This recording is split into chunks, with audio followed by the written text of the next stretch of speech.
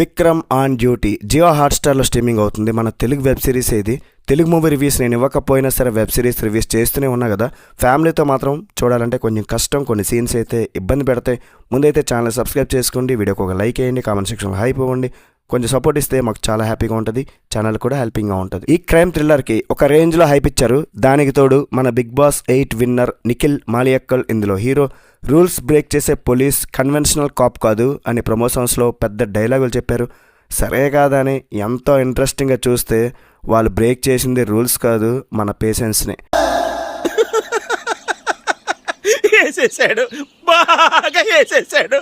4 episodes తక్కువగా ఉన్నా సరే చాలా బోరింగ్గా ఉంది భయ్య, నాకైతే నచ్చలేదు.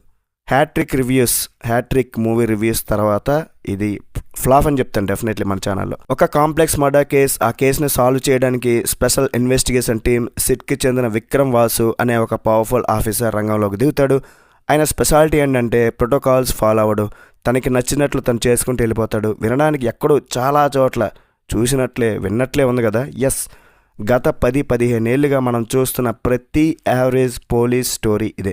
ఒక మర్డర్, కొన్ని సీక్రెట్స్, డార్క్ లైటింగ్, ఇవన్నీ మిక్స్ చేసి ఒక క్రైమ్ థ్రిల్లర్ అని మన ముందు పెట్టారు. కానీ ఇందులో క్రైమ్ ఉంది కానీ థ్రిల్ మాత్రం. స్టోరీని ఎంత సాగదీశారంటే అయ్య బాబోయ్, ఈ కేసు ఎప్పుడు వదులుతారా బాబు అని మనమే అర్చుకోవాలి. ప్రిడిక్టబుల్ ట్విస్ట్లు అయితే ఉన్నాయి. థ్రిల్లర్ అంటే ఏంటి, నెక్స్ట్ ఏం జరుగుతుందా అని మనం నెయిల్స్ కొరుక్కోవాలి. కానీ ఇందులో వచ్చే ట్విస్ట్లు మనం ముందు రోజే గెస్ చేయొచ్చు. రూల్స్ బ్రేక్ చేసే ఆఫీసర్ అని చెప్పి ఏవేవో చేస్తుంటారు. ఇంకా దీంట్లో కామెడీ యాంగిల్ కూడా పెట్టారయ్యా బాబు.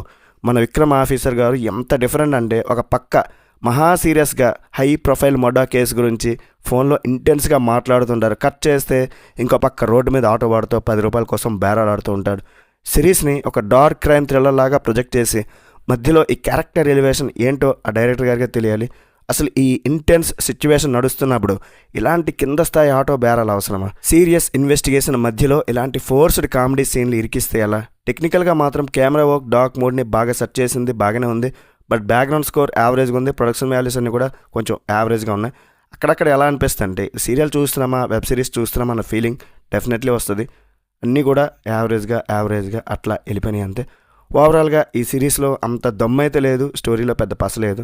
రేటింగ్ ఎంత ఇస్తానంటే ఈ సిరీస్కి 2/5.